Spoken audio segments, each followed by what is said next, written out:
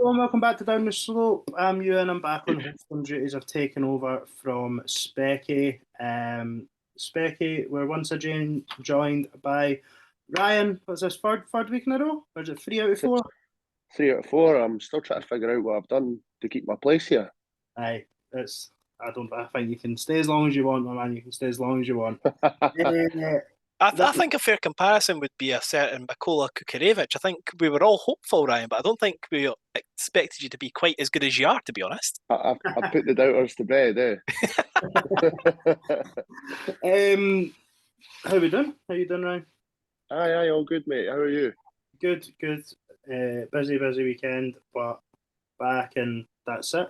I don't know. It's Halloween that we're recording on. Me and Greg have made our thoughts clear on Halloween.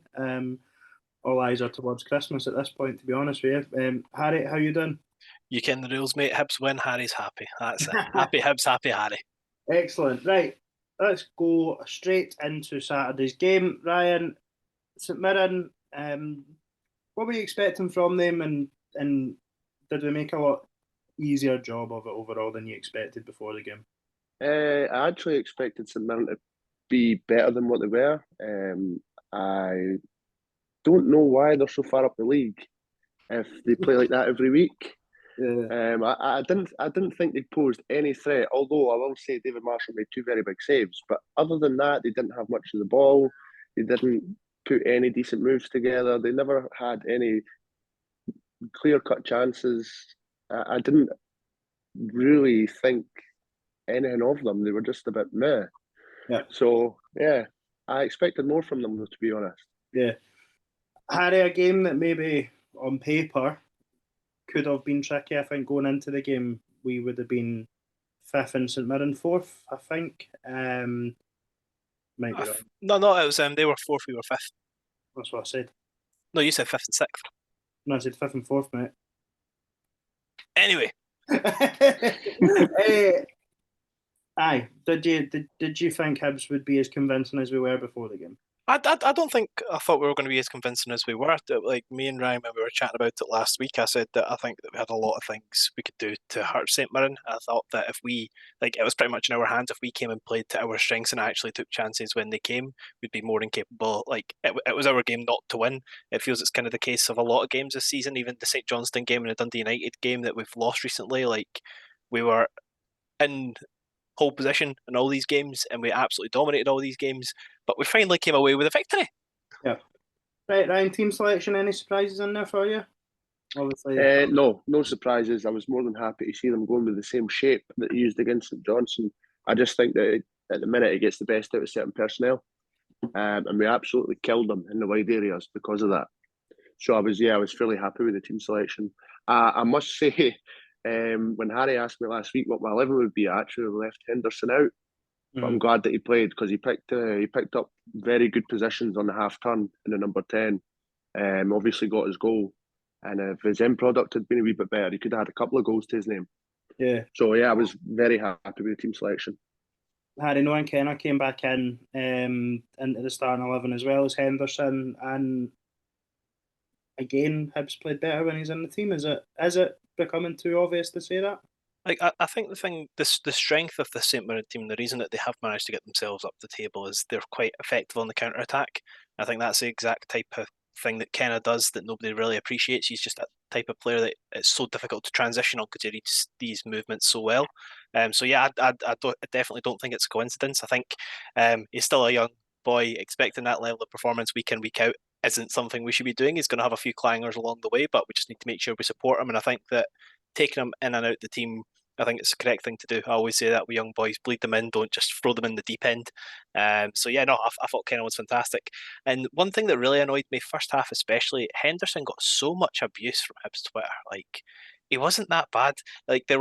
You see, the frustrating thing is with football fans, if you've got a player who just passes sideways, i.e. Jake Doyle-Hayes does his job, makes sure we retain possession, he's so boring, why does he never go forward?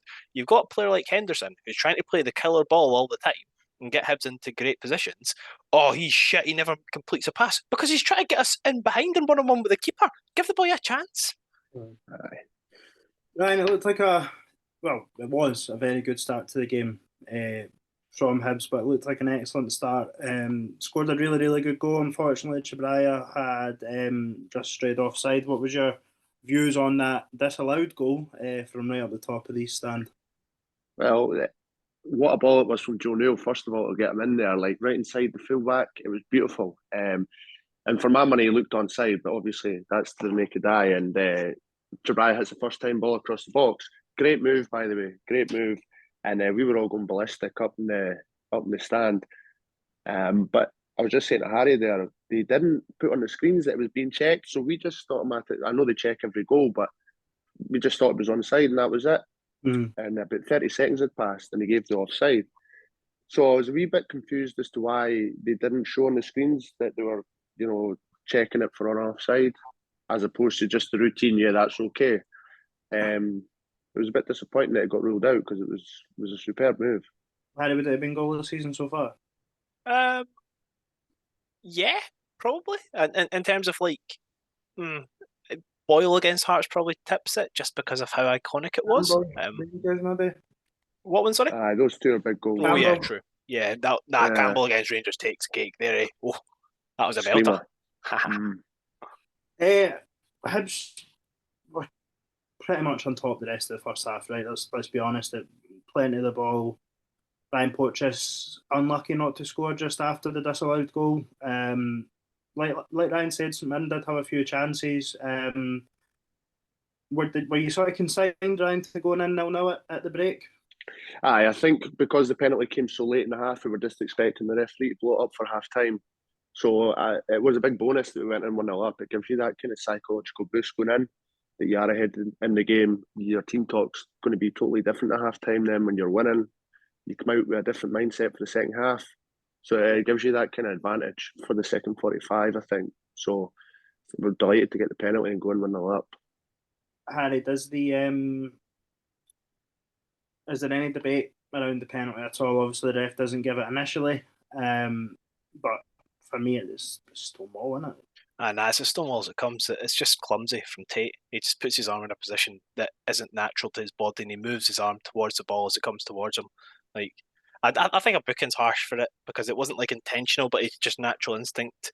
His arm just flailed towards the ball. And I think it was Lovell. Was it Lovell? Is that how it's pronounced on the commentary? I thought he had because from people that I've been told, because obviously I didn't stream the game illegally, I definitely wouldn't do that. But from what I was told, he had a very good game on the co-coms. Just kind of tells it how it is, and he said essentially like when you're how defenders are supposed to stand with their hands behind their back. It was his flailing hand, his backhand that he didn't have behind his back, and that's the one that you're less likely to get away with. So yeah, no, definitely a penalty every day of the week. Ryan, it's the first decision at Easter Road with VAR that sort of went in our favour, if you like. Where was that? The waiting and then something actually going our way. Obviously, we've had the disallowed goal there in the game. Where the handball takes place, it's kind of in between where the referee is and the linesman. Yeah, but it's so blatant.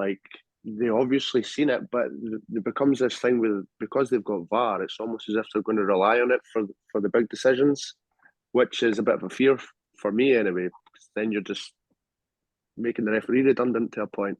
But yeah, I mean, it was so obvious, but it was so frustrating that it took so long. It did take a couple of minutes, and it was clear cut. I had to go over to the screen and check it. There's another couple of minutes. It's kind of one of those things that's so obvious. Why are you relying on the technology to tell you? Yeah. Right, half time. Good performance, Harry. But we were 1-0 up against St Johnstone on the back of a good performance. And it was probably something that we experienced a lot last season in terms of piecing together 45 minutes as opposed to 90 minutes. But really started the second half well. However, the first real bit of action was obviously Martin Boyle going off injured. Just how worry is that? How much a worry is that from a Hibs point of view, and obviously a Boyle point of view, with the World Cup only being a few weeks away now? Nah, with the careers being so short, fuck Hibs when it comes to this one, matey. I just hope Martin Boyle. I've heard that he should be fine for it. But I just hope he's fine for the World Cup because he's had such an incredible last couple of seasons that it'd be so sad if he was to miss out for it just because of a knee niggle that he's picked up in a game that we're already winning against St Mirren. So I hope for his sake, he's fine. I think he's actually come under scrutiny as well in a few games. I think he's still the focal point of the attack whenever we go forward, and I think blaming him for Yeah, Hibs' probably didn't woes mention when the fact that he scored the penalty. Either did with it. it was a typical Martin Boyle penalty. He just kind of hopes that Aye. if a keeper goes the right way when Martin Boyle takes a penalty, he's off penalty duties, by the way, because his penalties are always shocking. He never puts any oomph into them at all. He just kind of strokes it in, but he always guesses right, or he does his research and puts it in the right corner rather than he can. But yeah, hopefully for Martin Boyle's sake, he is fine for the World Cup. That's the main thing for me. Then there was a bit of a bad tackle just before it. If that probably gets given as a foul, then the one that causes the injury doesn't get given. Is Boyle potentially now already back in the bad books of referees after the St Johnstone game? Obviously getting that he's had the tag for a while. VAR. Yeah. First thing it done was book him for diving. Is it back to open season on Martin Boyle, do you think? I think there probably is an element of that, because there was also a kind of half penalty claim in the first half on Martin Boyle, which I think Lee Johnson brought up in his press conference afterwards, or his interview afterwards. So yeah, you're probably right. There's a bit of a furore surrounding Martin Boyle again, kind of following on from the St Johnstone booking, yeah. which is a bit annoying, frustrating to see, really. It did up in a more positive vein. You've seen the introduction of Melkerson for the first time since St Mirren, I think, away. I think you might be right. I think you might be right. It's been a while. Yeah, been out with a concussion. And were you impressed with him coming back after that long out? Aye, I thought he looked really sharp when he came on. He had some nice touches. He's good at spinning off in behind, creating that kind of longer option because he's got the pace. And obviously, when he got the ball on what would be the left-hand side and tried to get a shot off, that then led to Henderson's goal. So he was trying to be really positive whenever he had the ball, positive in his running off the ball as well. And I just think he looked sharp for a player that had been out for a while. Yeah, and he was involved in the second goal as well, which was really the next major incident. It was 10 minutes after Boyle went off. He holds it up, gets into Henderson, who plays a fine pass into Kukarevic, and he makes Papa look like a fucking arsehole. Yeah, he makes Papa his bitch. That's what we're after. That's that was incredible. Like for such a young player, to have that much wherewithal and be able to shrug off. Because the thing is with Papa Gogic, he was named Papa because he's quite a tank, to be fair to him, and he absolutely gyms the boy. But I'm scared because I don't know what we're going to do after Kukarevic, because in terms of all the components you want in a striker, he's really tall, he's strong, great in the air, he's got technical ability as well. I genuinely think he's one of the best dribblers in the team. Like, he looks so comfortable on the ball. And then that finish as well. People aren't even talking about the finish. That boy's different gravy. And I think, is that on his weaker foot as well? I think so, yeah. Aye, there you go. It was on his left foot. It was on his left foot. He looks equally comfortable, though, doesn't he? He's one of those players that seems to be getting better and better game on game as well, which is good, because that's the thing. Like, we're going to talk about another certain transfer deadline day signing, but we thought this guy was just a panic, throw a flag out and see what happens, and seems to be the signing of the season so far.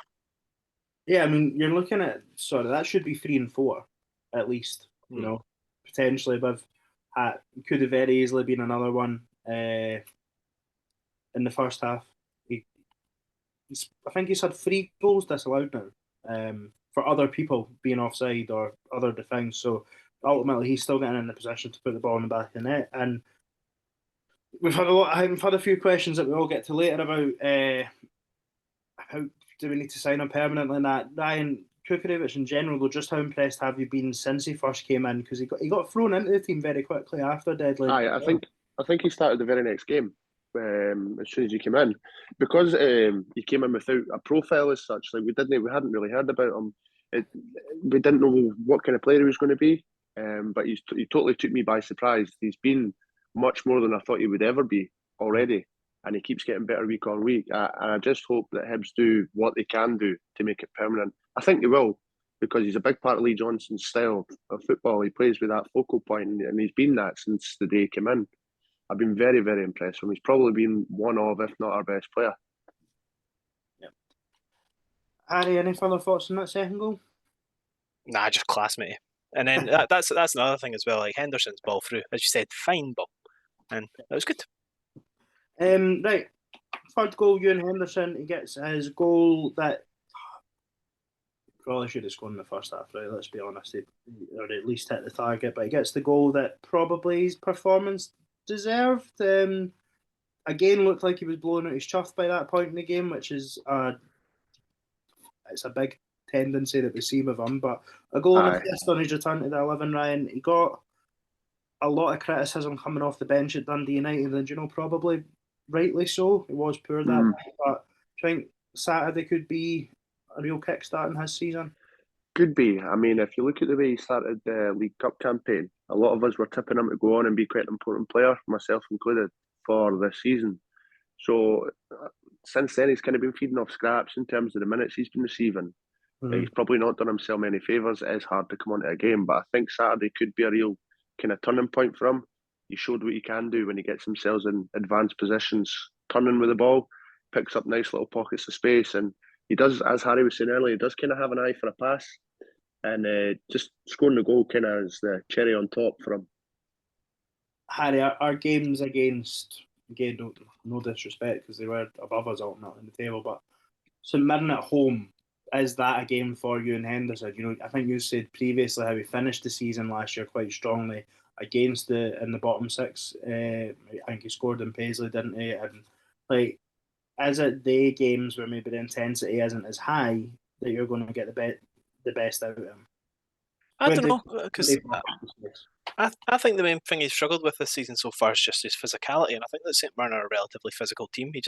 I think the system that we're playing now and the role that he played, he tends to be able to pick up pockets of space where I think he thrives a bit more, because he's the type of player that if you play it into him and he's got his back to someone, he's not got the strength to turn them and then find the next pass. So that's why when you put him out wide, he struggles so much. Like for me, he's the type of player that you need to find him kind of almost like Scott Allen. Like you're not expecting him to jim someone off the ball, but if you give him the ball on the pivot and he's got enough space to turn around and actually get his head up, then he does something with it, or he at least tries to. So I just think it's the system more than anything else that suits him a bit better. Yeah, 100%. He's like typically your kind of number 10. Like that's where he should play. That's the only position he should play. He's totally wasted out wide. Yeah.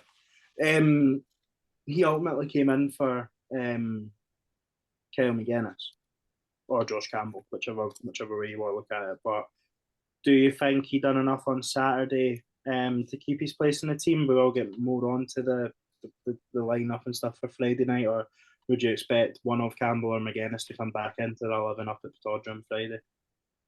I don't think anybody wants being dropped from that team based on the way they played on Saturday. That's what kind of makes it difficult. I know you might go into the game against Aberdeen with a different kind of game plan, a different mindset, so you might need to change personnel for that. But my opinion is the way they played, nobody actually deserves to drop out of that team. Mm-hmm. It's a difficult one because obviously Aberdeen away is a very different game. So yeah, I always say if it's not broken, don't fix it.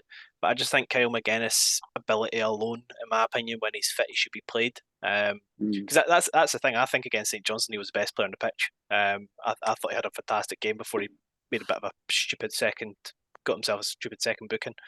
So for me, I would put him back in for Henderson. He probably will come back in. Yeah, he probably will come back in. To be honest with you. Wrap us up. Each year's one player other than the goal scorers that was your key standout at the weekend. Rocky Bashiri's coming for a lot of praise. Joe Newell again looked good. Where are you going, Ryan? I definitely go for Rocky. He was absolutely class back there.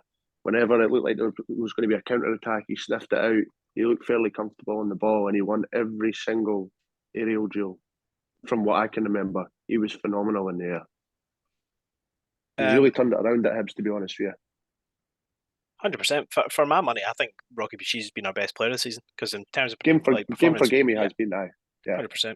And you had done the typical Ewan thing of asking a question and answering the question before we get the chance to jump in by saying the two players we were probably going to say. So I'll mix it up. I think Chris Cadden.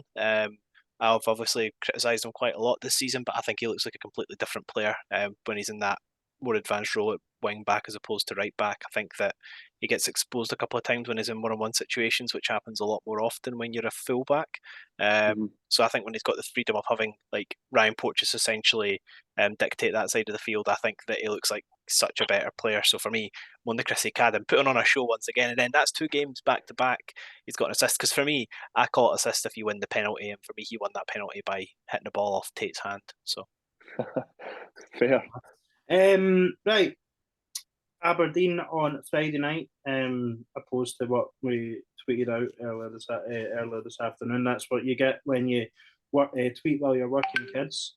But right, Aberdeen, they've got a pretty good home record. I think just like ourselves, they've only been beat once at home this season. They seem to be a different animal at Pittodrie Ryan compared to when they go on their travels. Harry's got a nice stat. I think that up until last weekend, they hadn't won away from home other than at McDermott Park or something since the start of last season. But what are we expecting up in Pittodrie? No doubts it'll be a tough game, to be honest with you. They are fairly comfortable playing at home. I think they're a team with goals in them now. They've got your man up front at Mr. City Easter Road. But that's the one. They do have goals in their team, whereas in the past 3 or 4 years, they might not have had that kind of attacking threat. I think they've got that now.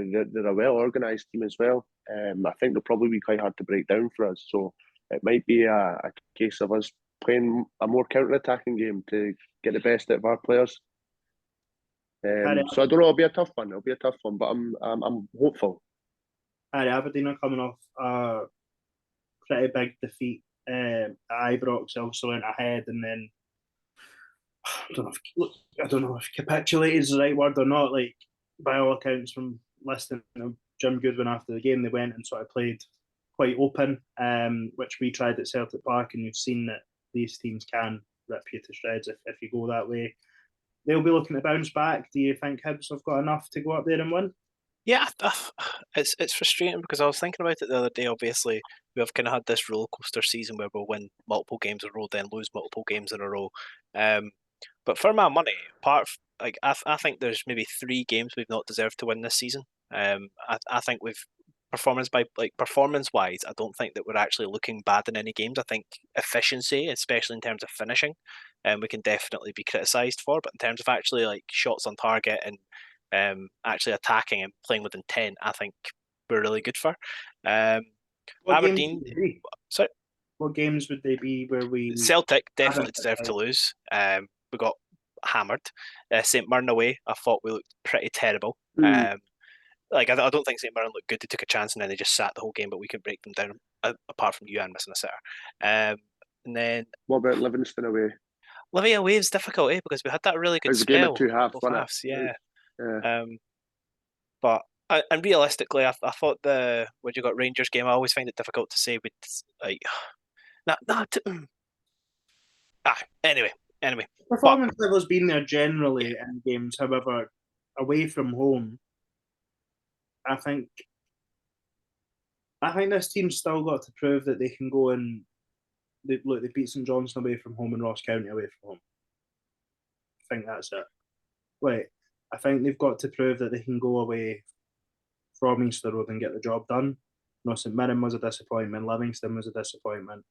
And this is it. You guys touched on it earlier, but it's a big game. Ryan, if we can win at Pittodrie on Wednesday, what am I saying? I'm on it. Friday night. On Friday night, effectively null and voids their game in hand. You go 4 points clear of there. Yeah.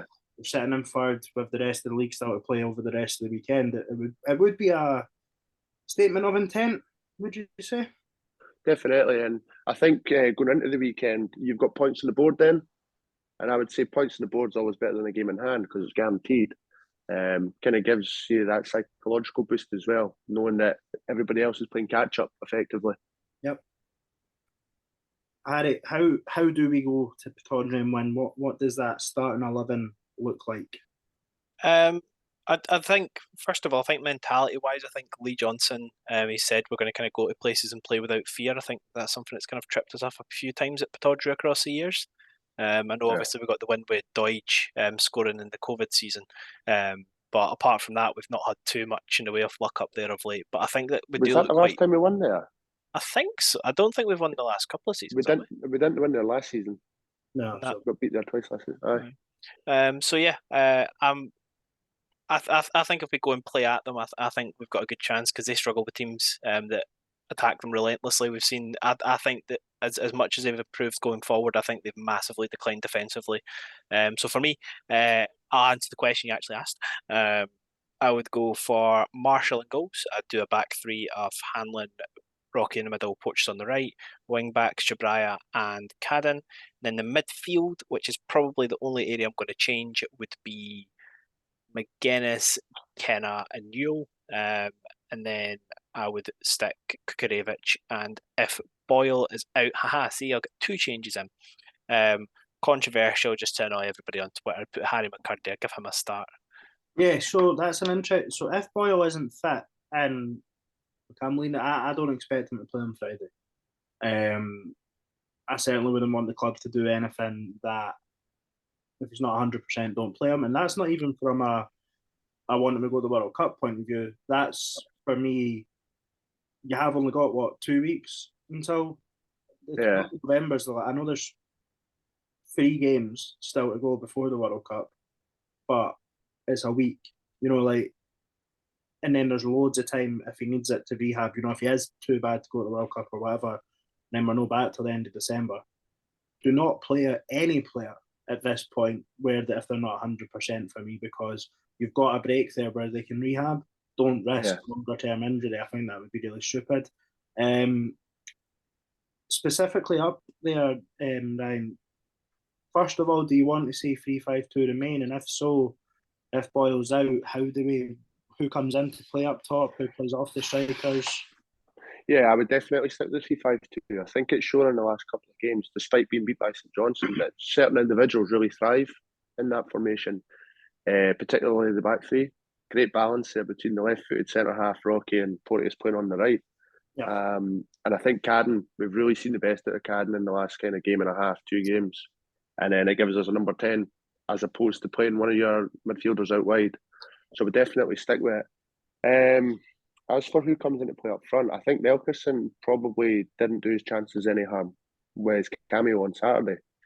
I think he would be a good option because he looks hungry. He looks like he wants to come in and show his worth. He's not scored a league goal for us yet, and I think he's really desperate to give us something. Yeah, I think you could probably criticise Melkerson for a lot of things. Endeavour's not one of them, but even just something that impressed me at the weekend was that second goal. By the time Kukarevich was getting to shoot, and he was back in a position where he could have received a cutback, having been involved in the build-up. I think for out with the Motherwell game, we've not really seen him get we've not really seen him get in between the posts where he can score the goals. Yeah. And he did in pre-season, to be fair. And that's what I was going to say. At the start of this season, we've seen a little bit of an improvement. Then he drifted out a little bit. He fell down the pecking order even before he got sort of bout of concussion. But Harry, is it too easy to say that he's now back up the pecking order because he came in on before Yuan at the weekend? No, for some reason, I think that Lee Johnson sees Yuan as more of a winger as opposed to a striker. So I think that's the main reason why he's dropped out of the team, which I fully disagree with, because I just think that in terms of what we've seen in the skill set that Yuan has, he should be used more. But I think it was just because we looked so comfortable in the game. I think it was a good opportunity to give a player like Melkerson a run out. I think it was relatively low risk because the difference between the St Johnstone game is they started coming into it even when we had 11 men, whereas St Mirren, they just couldn't do anything to us. We just looked so comfortable. Ryan, would you make any further changes than potential sort of Melkerson for Boyle? Would you be doing anything with the midfield, or is it same again? Just if McGuinness was good to go, I would probably bring him in for Henderson, despite what I said earlier on, because I think he's a great ball carrier. And if you're playing away at a team like Aberdeen, you need somebody that can travel 20, 30 yards with the ball and get you up the pitch. I think he's got that bit of endeavour about him, and he's fairly committed to winning his battles, winning his tackles. So I think going up to Pittodrie, that's an asset on the pitch. I think I would agree with both of you. I think I'd probably be inclined to bring Kyle McGuinness back in. Maybe missing a game might have not been the worst thing anyway, and he's sort of come back from injury. And yeah, if Boyle's not fit, yeah, I am probably edging towards Melkerson over Yuan. I think Yuan has definitely played his best games as part of a two in a 3-5-2. You know, the Hearts game when Boyle came on, the Rangers game. I think we lined up 3-5-2 with a pair of them up front. Celtic Park at the second half of the game as well. Then obviously, well, that's really it. But I'd probably just go with Melkerson for the reasons that you guys mentioned. A couple of weeks ago, Harry, we spoke about Friday night football, how it was a good thing, how it was this and that. Now the shoe is on the other foot, right, Ryan? Obviously, you weren't part of the conversation, that's why I didn't address it to you initially. But Friday night up in Aberdeen, because there's a couple of fireworks being set off on the beach in Aberdeen. The shoes on the other foot. Do we still feel as positive about Friday night football when you're humping up to Aberdeen after work?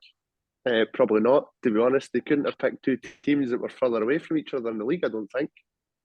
In terms of distance, they're pretty far apart. The concept is great. Right? The idea is there. In principle, it should be good. Although, I mean, going away up to Aberdeen, it's going to be freezing cold. It's going to be blowing a gale. We've not got any protection because we took too long to buy our tickets, so we're in. We've not got no roof. We've got no nothing. No windbreak. Fuck all. Right? It's going to be horrific weather. It's going to be treacherous travel. So right now, I'm turned completely off Friday night football until the next time. Harry, is it something like obviously two out of our last 3 games now will have been on a Friday night? Is it something that you want to see Scottish football as a whole continue with, sort of different kick-off times on a Saturday, Friday nights? I think it's good, but I think that we need to give a special shout out, and by shout out I mean a big fuck off to ScotRail for not providing a service for fans to get back to Edinburgh. It's genuinely, if you want to go to the game and get back in the same night, you can't use a bus, or a train, sorry, which is absolutely ridiculous. Like expecting fans to fork out money to stay overnight.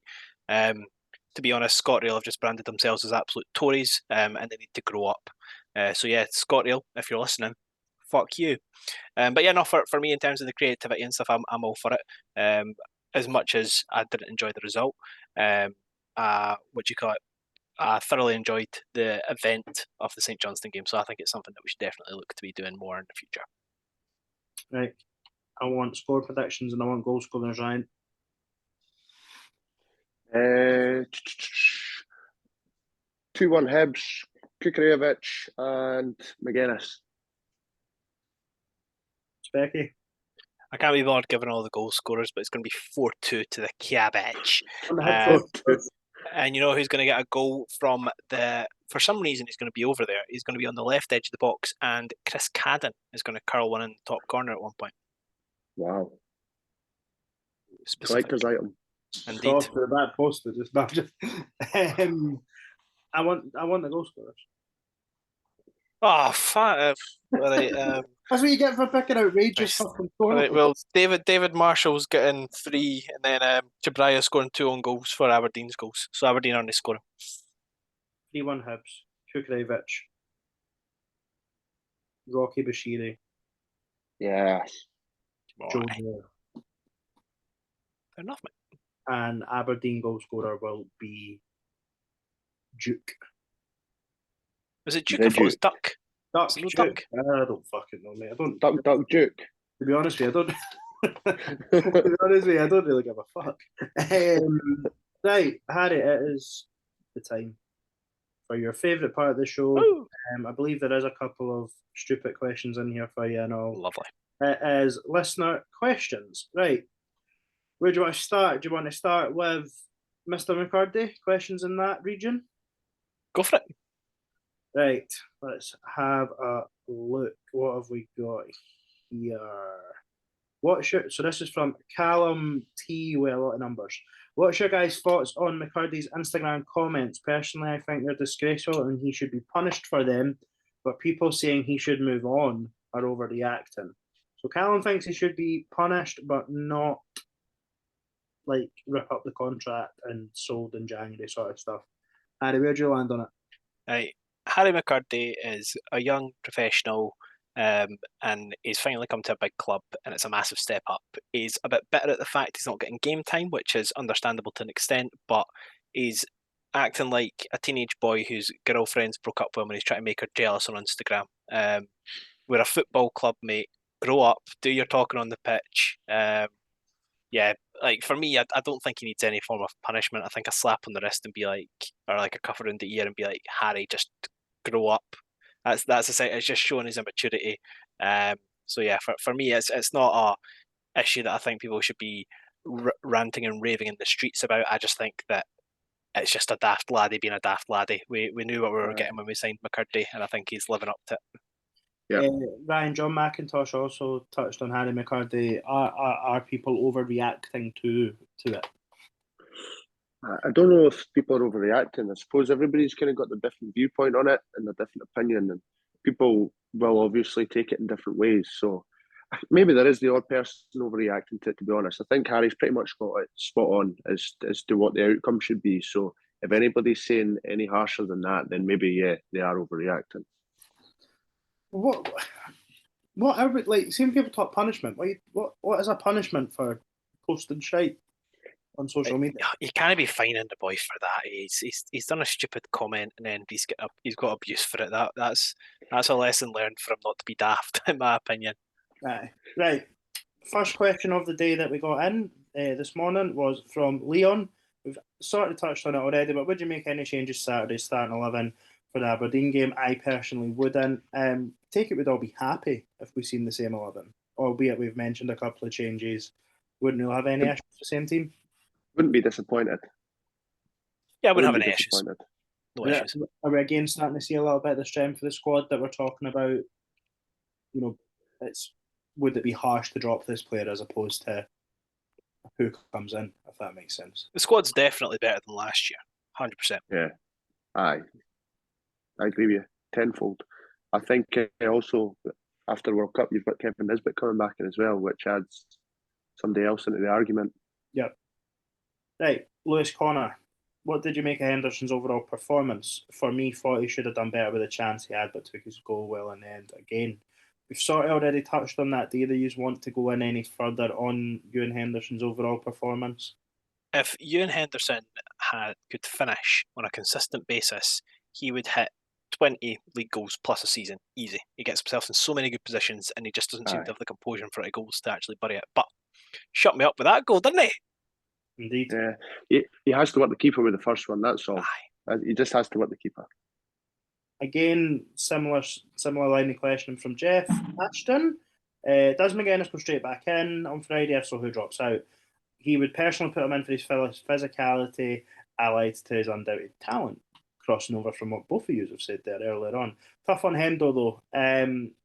Is it very harsh if McGuinness comes in for Henderson, or is it just ultimately due to the nature of the game, or just the McGuinness is the better player that you want him in?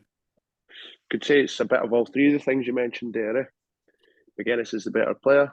It's the nature of football, and Henderson probably needs to try and do it over a more consistent basis. I know it's hard when he's not playing every week, but when we do see him, we need to see him at that level that he was at on Saturday. Can we kind of maintain a spot? This is going to sound so stupid because it went in the back of the net. See if his shot hits the bar and goes over. Are we saying it's as harsh to drop him on the back of his performance? I think a lot of people would be viewing his performance very differently because it would therefore be two chances that he spurned. You know what he's like? He's like the Dr. Dre of this season. Like he's not putting he's had a couple of bad performances, but he wasn't bad in the first half. But people will have you believe that he was terrible. Hibs fans have got a fixation of having one player that they just have to throw under the bus at all times, and it creates such a toxic culture. Just try and back the players as much as possible. If you didn't like someone, you don't need to tweet about it. Yeah. Right, Dave, Graham and Alan McAloney asked very similar questions. Alan's asked, do you stick with three at the back away to a very good home form Aberdeen side? And Dave said, do you stick with it for the more foreseeable future as well, like sort of long term into the World Cup and after? I think we've covered off this weekend, but do you think three at the back is where we'll be seeing Hibs play the rest of the season? I would hope so. I just like the formation. I think we look comfortable in it. I think the players look comfortable in it. It gives us the opportunity to play the three centre halves together where they all look comfortable playing next to one another and they've got that kind of balance.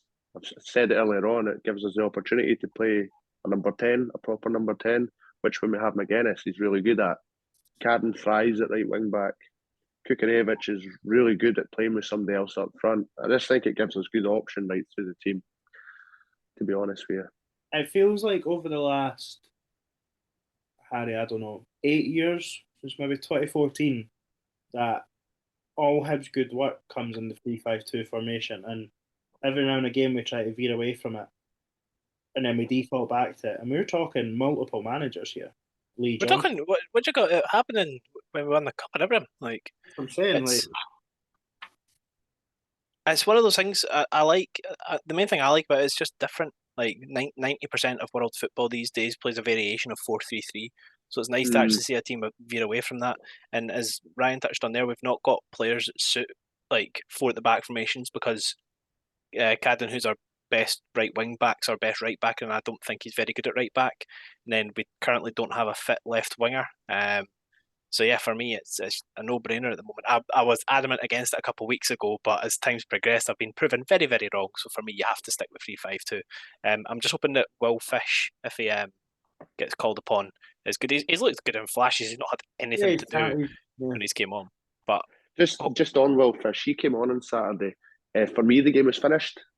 Don't know what we really benefit out of bringing him on for 10 minutes. Which has been better, I suppose. Maybe I don't know. I just think the game had petered out by then. I would have quite liked to have seen Aitken get on. Yeah, actually, yes. I just think there would have been value on that. Yeah, I just think there would have been a bit of value in it. I think that's absolutely fair. To be fair. Right, Kevin Wilson sent us a question and a statement, and he has very clearly split them up. Right, Kevin Wilson. Was Saturday our best performance of the season? Starting 11, subs and tactics were all spot on from Lee Johnson. Also, did we play the same shape on Friday to match up against Aberdeen? Right, yes, we've covered off same shape. Ryan, was that performance of the season from Hibs on It was the best all-round performance, aye. Definitely from 1 to 11, it was our best performance all round. Better than Aberdeen at home? I would say so, because we played some really nice football, quick passing, the tempo was high, intensity was there, the build-up play was quite quick, we were getting the ball out from the back quicker, be it through Marshall or the centre halves. It was just, even when the subs came on, they all looked like they were interested. So, yeah, I think it was the best all-round performance. Did you agree with that? Yeah, no, definitely. I think it was also Lee Johnson's best performance. I think he picked the best possible team. I think he made subs at the correct time.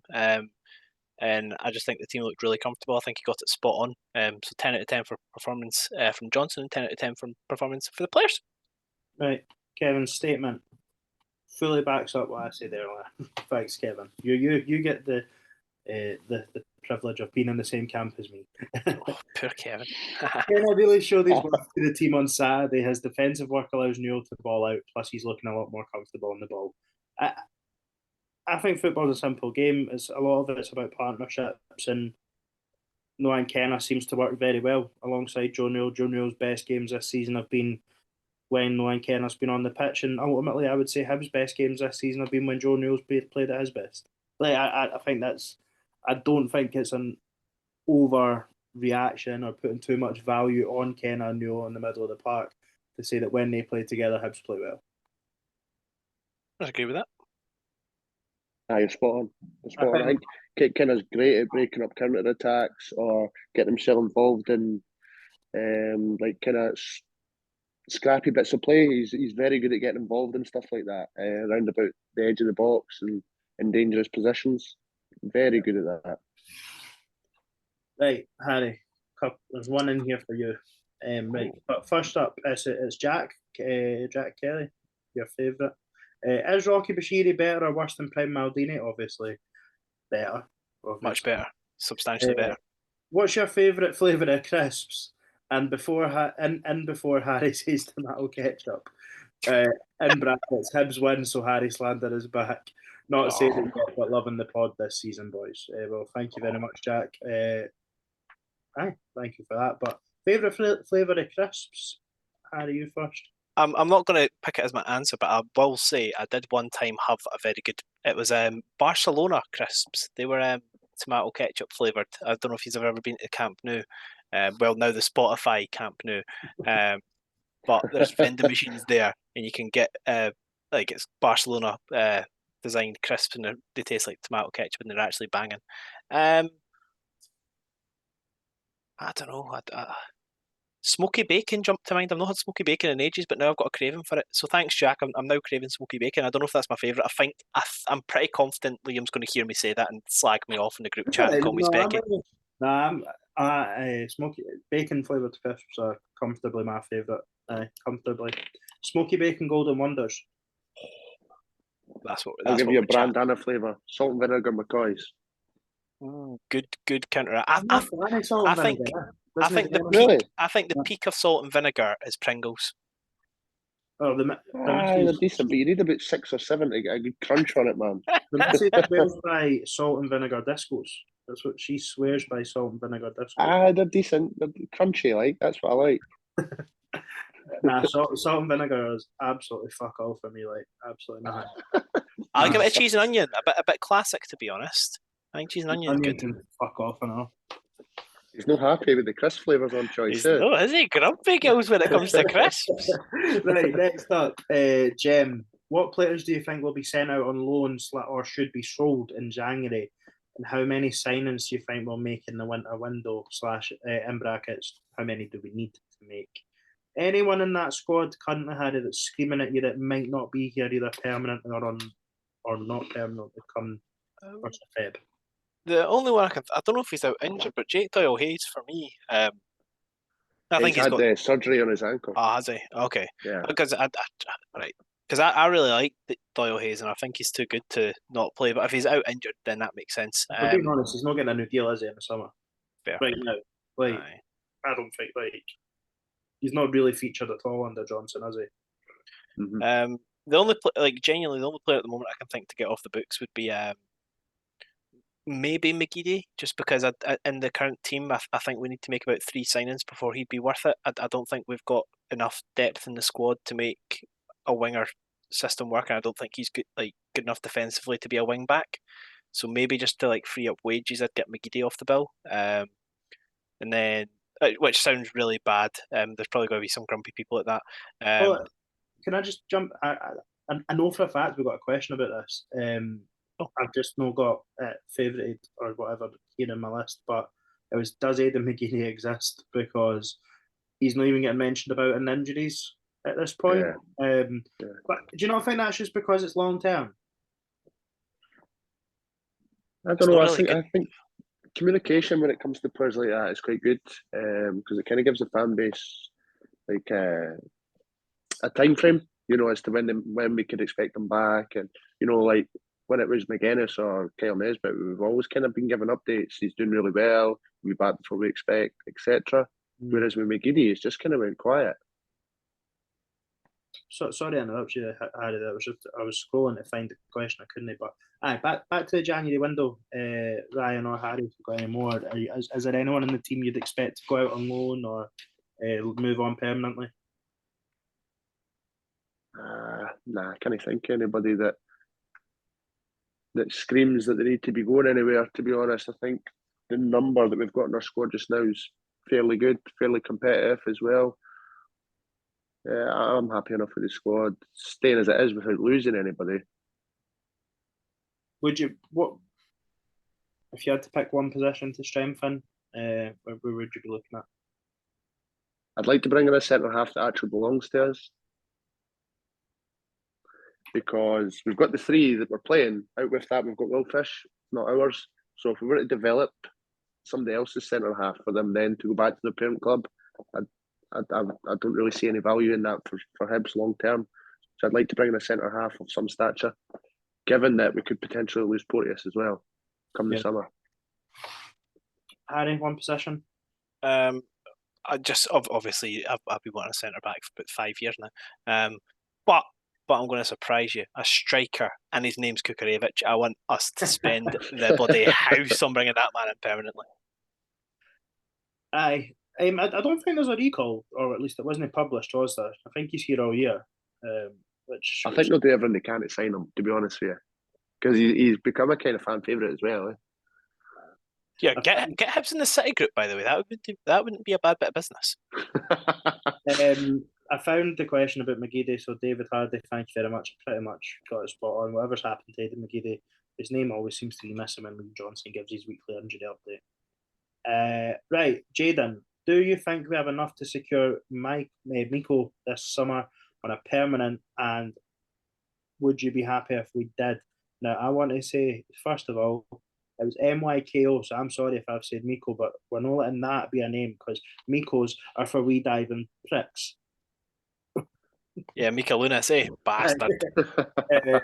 But do we think we've got enough to get it done, and would we be happy if we got it done? I think I'll speak on behalf of all three as yes, we'd be delighted. I think on what we've seen so far, if he was to become permanent, do you think Hibs will get it done?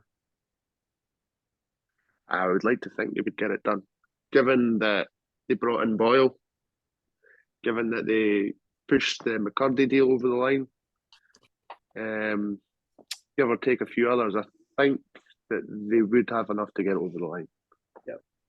Thing is, with me, if you were to bring him in, the only way I could think of making it quite cheap is if you gave like a massive sell-on clause, which I think he's good enough. I wouldn't be opposed to it. Like if we could bring him in and then have like a 50% sell-on clause. We did that with Canberra, didn't we? Canberra had like a big chunk. Oh no, Marciano it was, wasn't it? Marciano. But because like, and the thing is, for me, in terms of securing a player like that, I think if we actually get to European football, and we actually fight for third, that's the type of player that we should be looking to bring in. Because if we realistically, if we finish third this season, Kukarevich is going to play a massive part of that. Yeah, definitely. Right.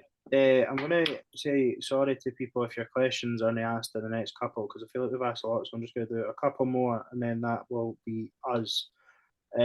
Sean Steele, Harry named him as Greg's best pal last week. He asked, can he change his Twitter bio to that? You can do what you want, mate, but Greg might not be very favourable. He's still absolutely fucked.